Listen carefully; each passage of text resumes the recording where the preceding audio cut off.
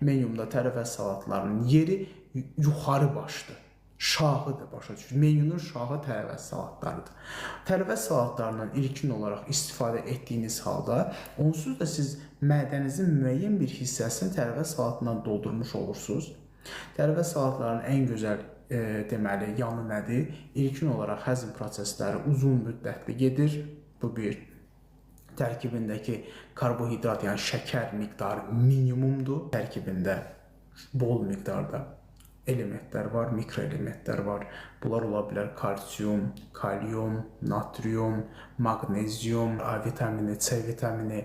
Düzdür, Y vitamini daha çox yağlı bitkilərin tərkibində olur, amma A vitamini, C vitamini, K vitamini, P vitamini, kələmin növlərinin tərkibində U vitamini belə var. Çoxunuz U vitaminin varlığından belə məsələn xəbərdar deyilsiniz.